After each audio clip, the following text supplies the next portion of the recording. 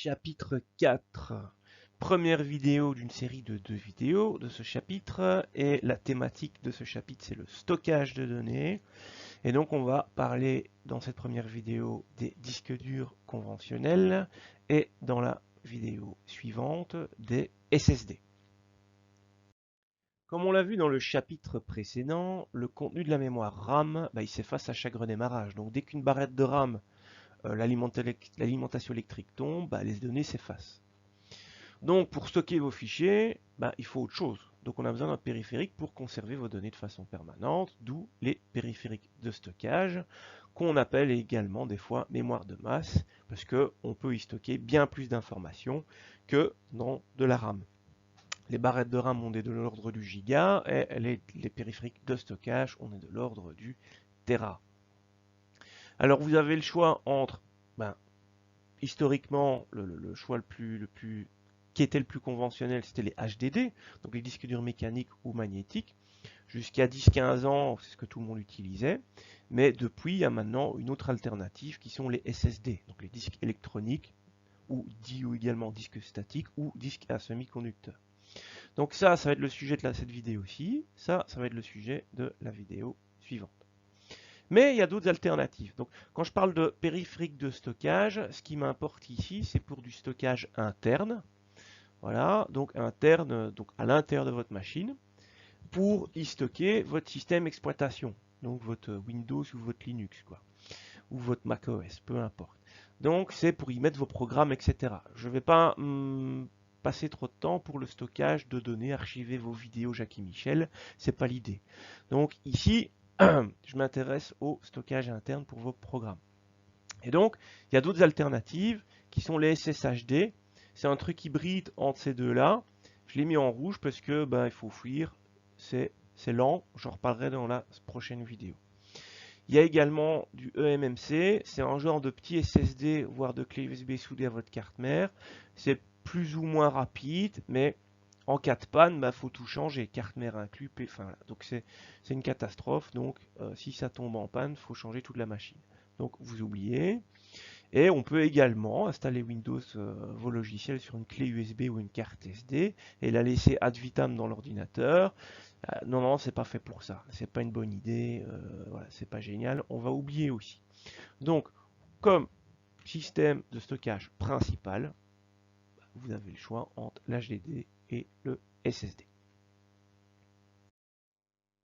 Donc, le disque dur, le HDD pour Hard Disk Drive, ou appelé également disque dur mécanique et ou disque dur magnétique.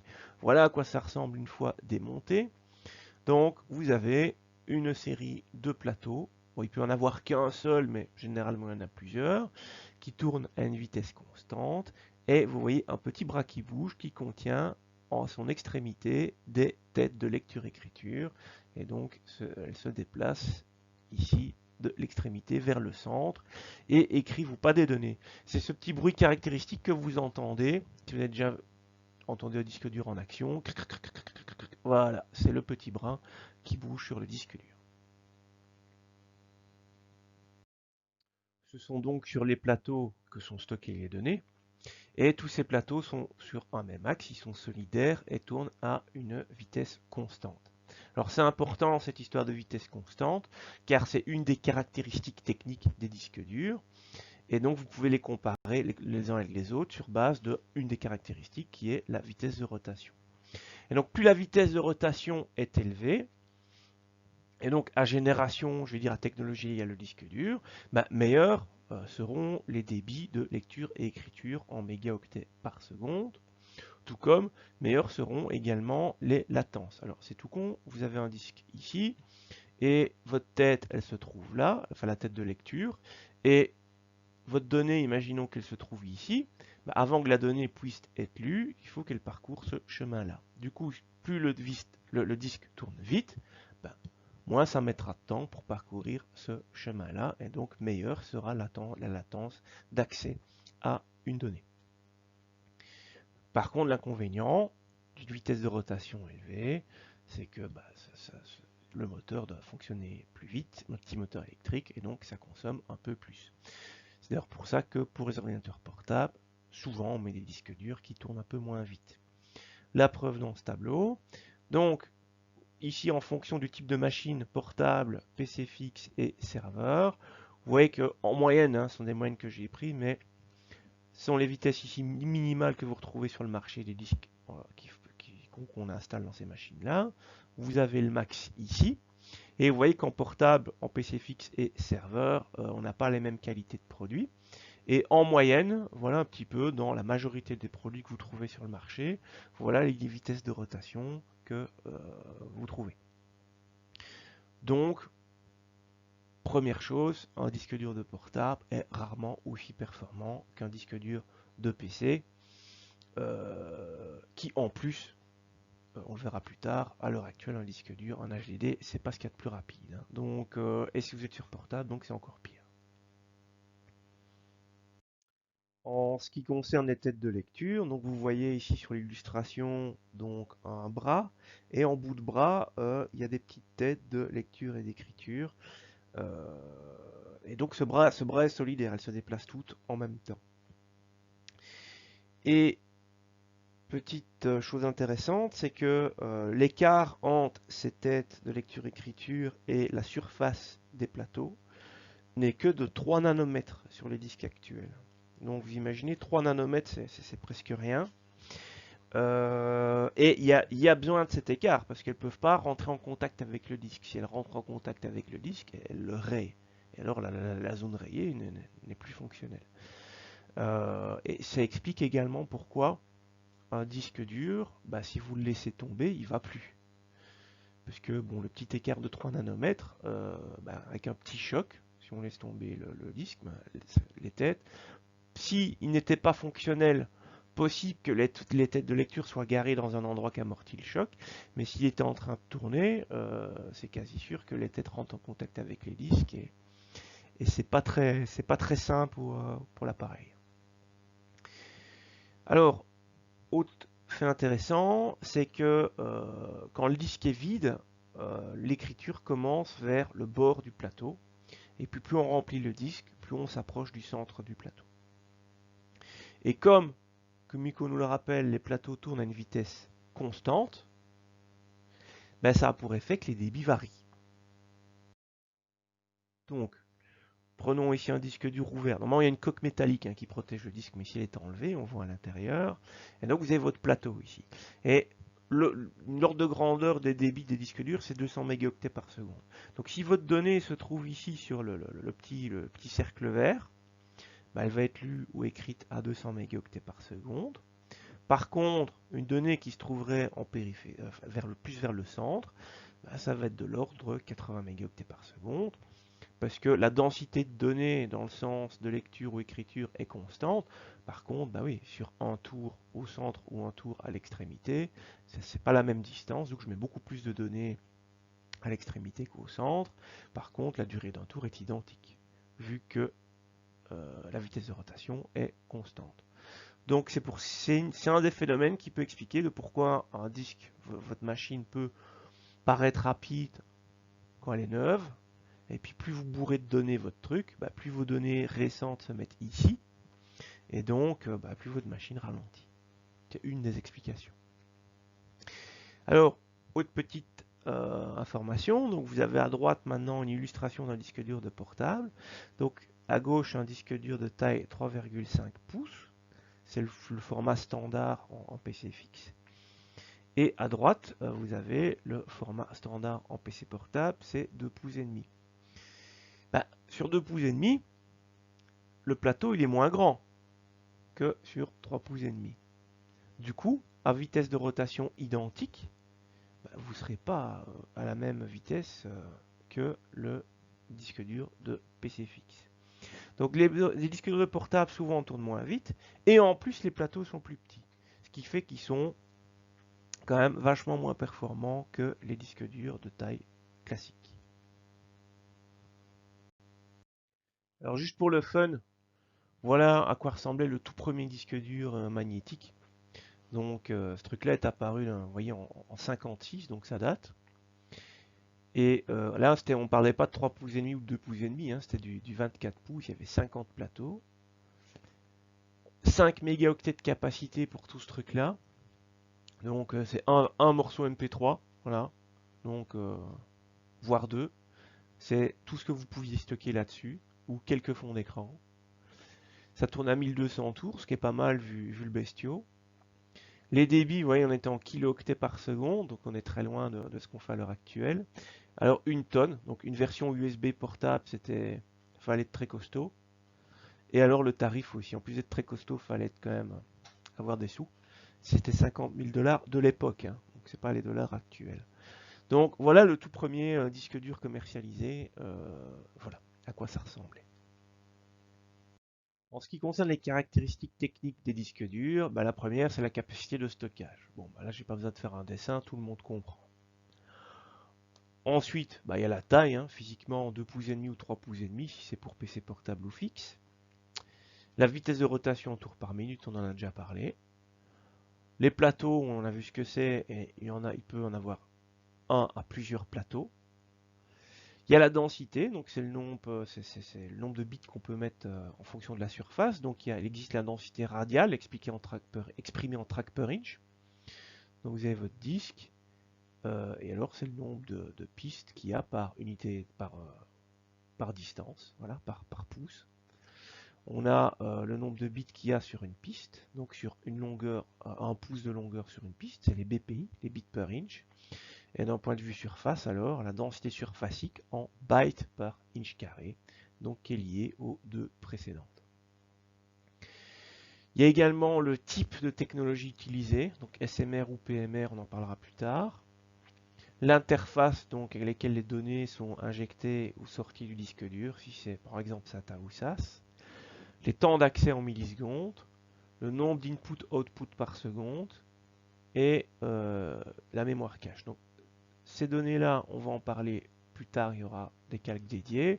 La mémoire cache, bah, c'est une zone tampon, donc c'est quand le disque dur il a besoin d'une mémoire pour travailler, une mémoire temporaire, un petit peu comme le processeur a besoin de sa mémoire vive. Le disque dur a sa mémoire vive qu'on appelle la mémoire cache. Donc il y a une puce en mégaoctets. Généralement, il y en a en suffisance. C'est pas le plus gros critère de choix. Mais bon, si vous avez le choix de deux disques durs qui ont des caractéristiques identiques, sauf la mémoire cache, bah, prenez celui qui a le plus de mémoire cache. Quoi. Ça mange pas de pain. Petite particularité, c'est que si on prend donc la taille 2 pouces et demi, 3 pouces et demi, bah, ça a une influence sur la taille des plateaux et donc finalement le débit, donc la vitesse de lecture et écriture.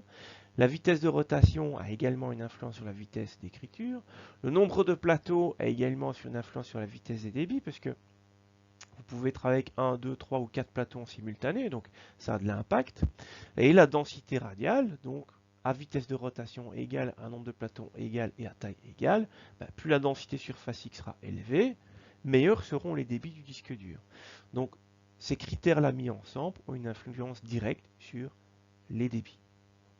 Donc c'est vraiment à ne pas oublier, c'est important quand vous êtes dans le doute et que vous ne disposez pas d'informations de débit existantes. Alors il faut observer ces différentes caractéristiques-là. Des fois, dans la doc, il donne des débits du genre 600 mégaoctets par seconde max. Voilà, par exemple. Ben ça, ce sont les débits de l'interface. Donc oui, sur le câble avec lequel le disque dur est connecté, il peut y avoir 600 mégaoctets par seconde maximum. Mais c'est pas pour ça qu'il le fera. Donc l'information est correcte, mais ça ne donne pas d'infos sur les débits réels. La seule chose qui donne des infos sur les débits réels, ce sont ces critères-là. Ah, voilà la stagiaire, qu'est-ce qu'elle nous veut? Ça faisait longtemps. Et qu'est-ce que tu me saoules avec ta HDD? On est tous passés au SSD, ok. Bah, elle a pas tort, hein. La majorité d'entre nous n'ont plus d'HDD dans le PC. Mais c'est pas pour ça que c'est inintéressant, dans le sens où il y a encore pas mal de cas d'utilisation où l'HDD est préféré au SSD ou est préférable à un SSD, même chez des professionnels, hein, pour des utilisations pro. Euh, donc c'est quand même important de parler de l'HDD. Et ça dépend aussi de vos moyens financiers. Tout le monde n'a pas la possibilité d'avoir 8 Teraoctets d'SSD dans un ordinateur, quoi. Donc c'est pour ça que l'HDD, c'est qu'il faut quand même bien comprendre les différentes caractéristiques, ça peut être utile. Alors nous voilà maintenant sur une des caractéristiques méconnue de la plupart des gens, c'est la technologie d'enregistrement. Donc il y a deux familles d'HDD. Il y a les familles qui utilisent la méthode d'enregistrement qui est le PMR, Perpendicular Magnetic Recording, des fois également appelé CMR pour Classic Magnetic Recording. Donc vous aurez compris que c'est la façon normale de travailler sur un disque dur. Et donc si on fait un petit zoom, vous voyez que voilà, sur la piste 1, vous voyez ici la piste 1, la piste 2, la piste 3, on voit que les pistes ne se chevauchent pas. Donc vous en déduirez que sur la technologie suivante, qui s'appelle le SMR, pour Shinglet Magnetic Recording, je ne sais pas comment ça se prononce, mais peu importe, vous voyez que les pistes se chevauchent. Donc, ce qui veut dire que sur une piste, quand vous lisez une piste, vous avez à la fois les données, donc ici, de la piste 2 et de la piste 1. Là, vous avez à la fois les données de la piste 3 et de la piste 2. Donc les pistes se chevauchent. Alors ça permet de stocker plus de données sur une même surface. Donc on peut stocker plus. Par contre le problème c'est quand vous modifiez des données. Donc imaginez que vous voulez modifier la donnée celle-ci. Voilà, vous voulez modifier cette donnée-là. Le disque dur, ce qu'il va faire, c'est qu'il va écrire votre nouvelle donnée dans une zone quelque part, vide, une zone vide. Voilà, comme ça il n'y aura pas de chevauchement de piste. Donc ça c'est la première étape.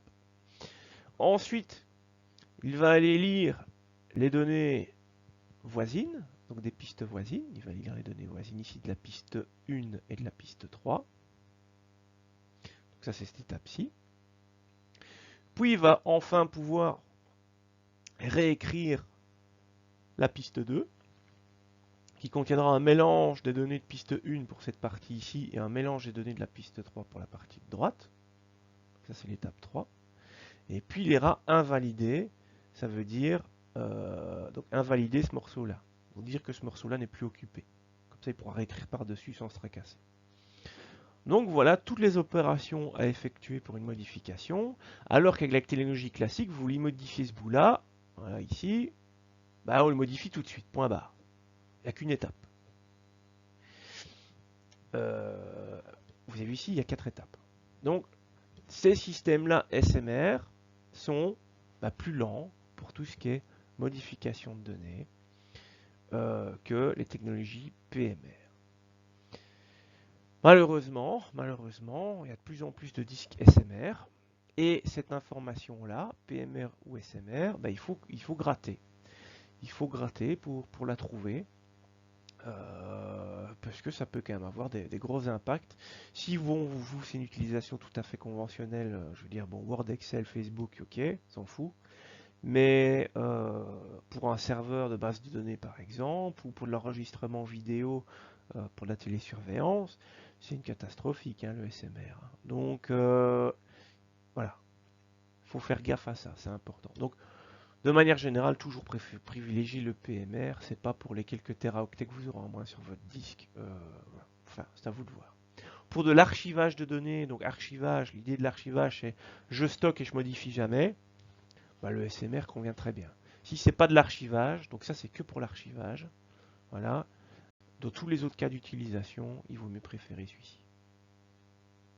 Ok, voilà.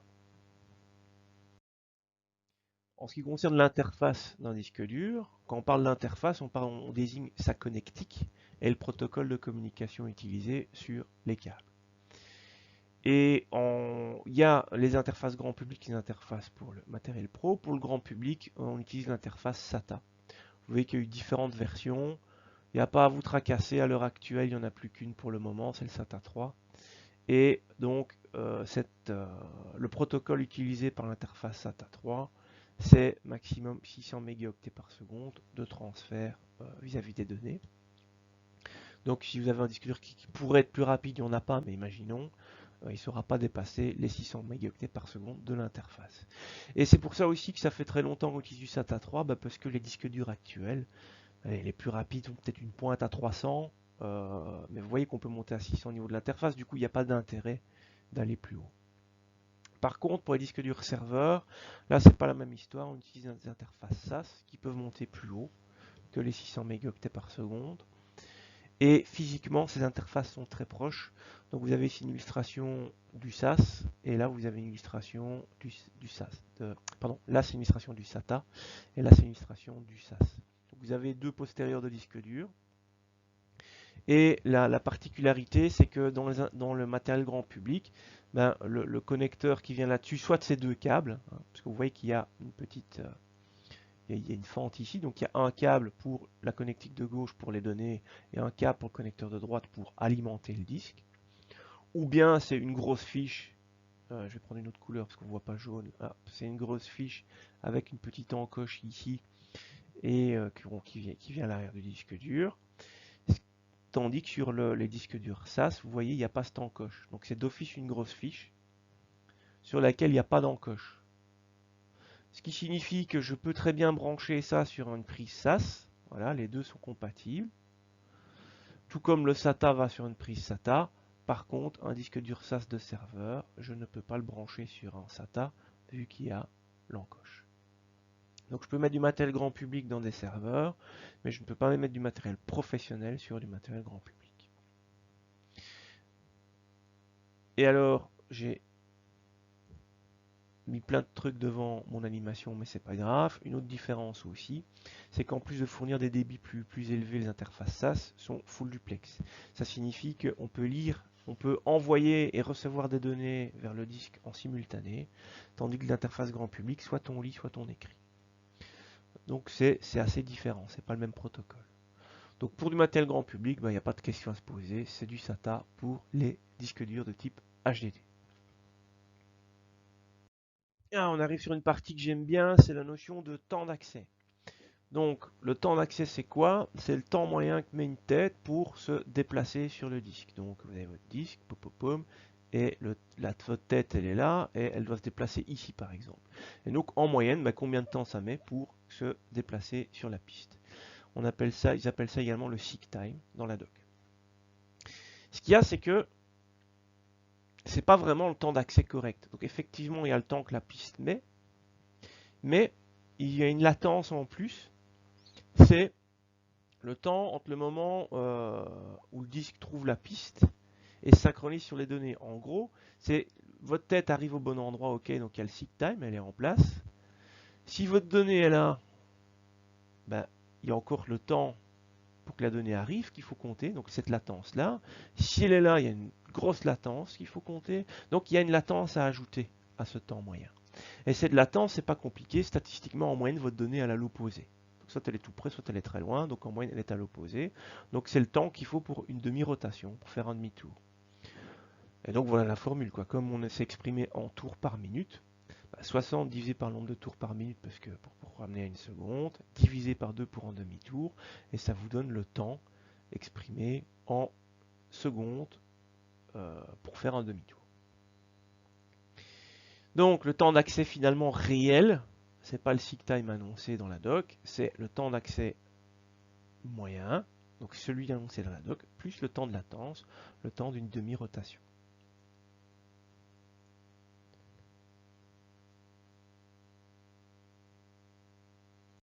Prenons un exemple chiffré avec un disque dur à 7200 tours par minute. Dans la doc, il vous annonce un seek time de 8,7 millisecondes, auquel il faut rajouter le temps d'une demi-rotation, donc 4,16 millisecondes, ce qui nous donne finalement un temps d'accès réel qui sera de presque 13 millisecondes. Donc vous voyez qu'on est quand même loin de ce qui est annoncé dans la doc. Et plus le temps d'accès est petit, meilleures seront les performances.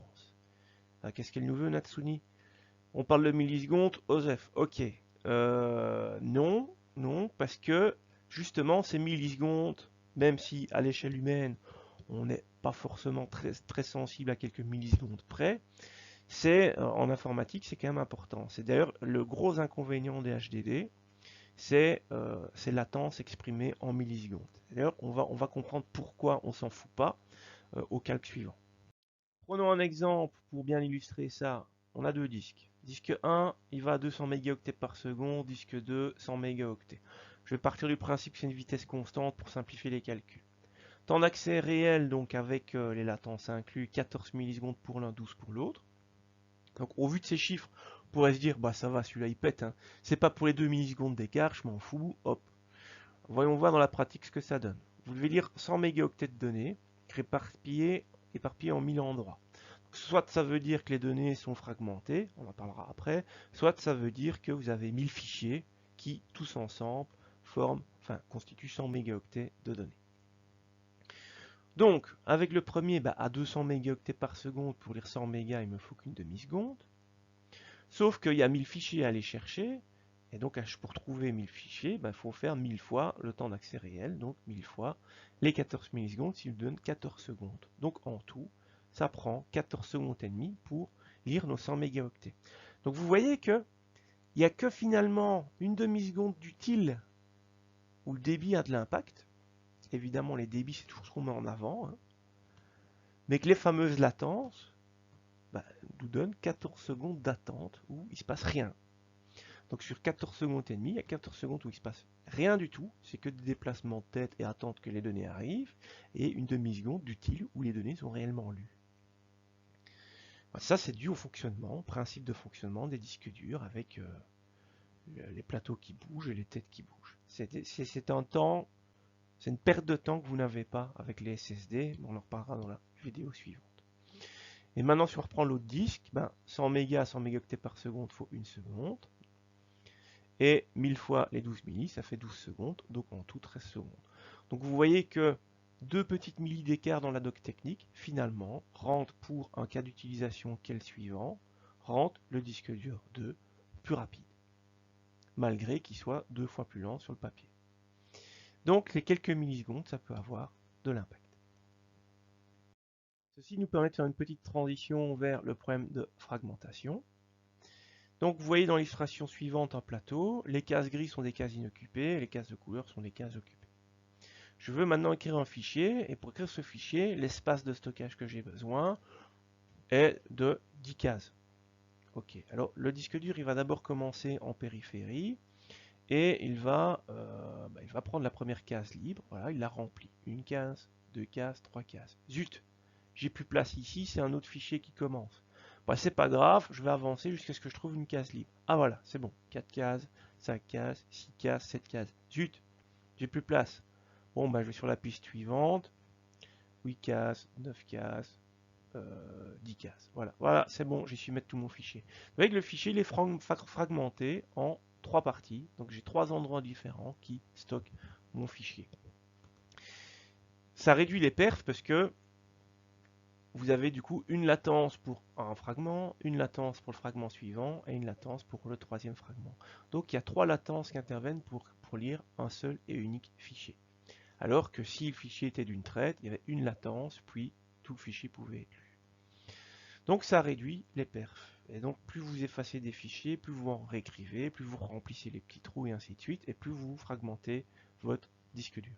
C'est pour ça que sur un disque dur classique, il est conseillé de temps en temps défragmenter le disque pour essayer, et donc le disque dur ce qu'il va faire, il va essayer de recoller les fichiers ensemble, mais pour pouvoir défragmenter le disque, il a besoin d'avoir de l'espace libre. Donc défragmenter un disque dur qui est plein, ça ne sert à rien, il ne saura pas le faire efficacement. Donc il faut garder de l'espace libre pour pouvoir qu'il puisse faire son petit travail.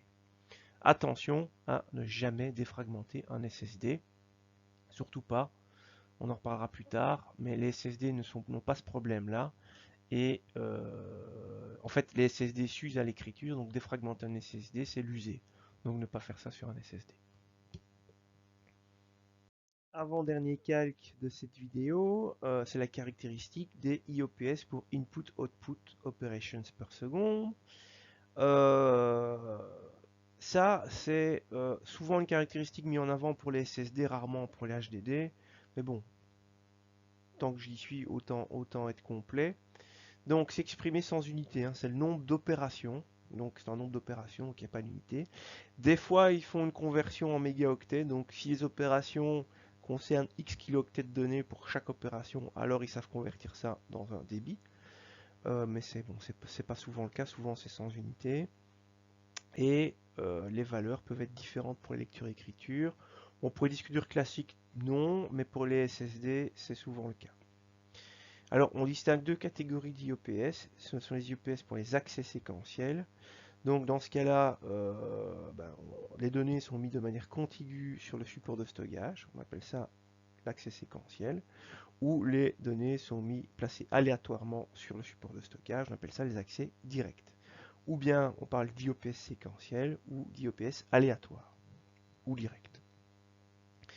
Donc vous aurez compris que ça c'est l'image du débit, donc c'est le débit du disque qui va influencer cette valeur d'IOPS, et là c'est la rapidité des temps d'accès qui va influencer la valeur d'IOPS aléatoire.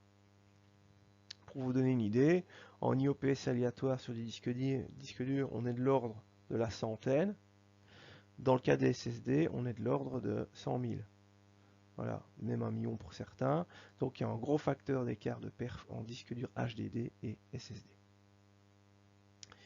Alors petite chose aussi, c'est que les valeurs d'accès aléatoire, avoir la valeur toute seule comme ça, sans informations additionnelles, n'est pas très représentatif, car ça dépend aussi de la taille des paquets de données.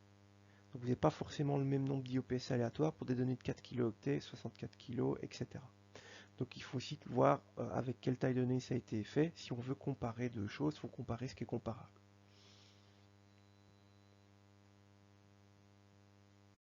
Alors pour ce dernier cas, on va parler du fait qu'un disque dur n'efface pas. Donc les têtes de lecture-écriture, elles ne démagnétisent pas les données. Donc le disque dur, il contient une forme d'index, donc c'est des fichiers qui sont stockés comme vos fichiers de données. Et dans cet index, ça lui permet de savoir si une zone mémoire ou dans laquelle est stockée une donnée est toujours valide ou non. Donc effacer une donnée, ça revient à dire ah ben la zone mémoire là dans laquelle il y a telle donnée, c'est plus utile, elle est plus utilisée, elle est plus valable. Du coup le disque dur sait que cette zone est de nouveau libre et il pourra réécrire par-dessus.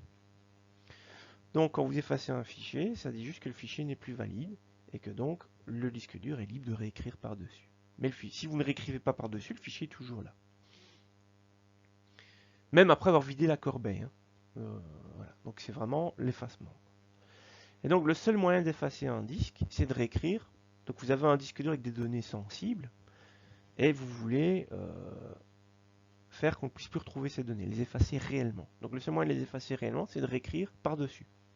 Sauf que il faut réécrire sur l'intégralité de la surface du disque et en moyenne 7 fois pour être plus ou moins sûr d'avoir effacé toutes les données. Pourquoi 7 fois? Ben voici votre fichier. Vous avez un fichier sur votre disque et vous dites je vais réécrire par-dessus pour l'effacer. Ce qui va se passer, c'est qu'en les réécrivant par-dessus, vous avez réécrit par-dessus, mais pas tout à fait, puisque c'est mécanique, un disque dur, et il y a un jeu dans la mécanique qui fait que ça ne va pas s'aligner parfaitement. Du coup, on voit toujours l'ancien fichier. Bon, on réécrit encore une fois par-dessus, et il y a de nouveau le jeu, il se met différemment. Et donc, vous pouvez avoir jusqu'à plus ou moins 7 générations de fichiers qui se superposent, et avec du matériel très sophistiqué et très onéreux, il y a moyen d'ouvrir le disque dur et d'aller lire les données qui sont encore les anciennes versions des données. Du coup, le plus simple pour détruire les données, c'est de détruire le disque, c'est de détruire les plateaux physiquement, les fondre par exemple. C'est quand même plus rapide que d'écrire 7 fois sur la totalité du disque, car ça peut prendre du temps d'écrire 7 fois sur la totalité du disque. Ça ira plus vite de détruire physiquement le disque. Voilà, ceci clôture donc cette vidéo consacrée aux HDD.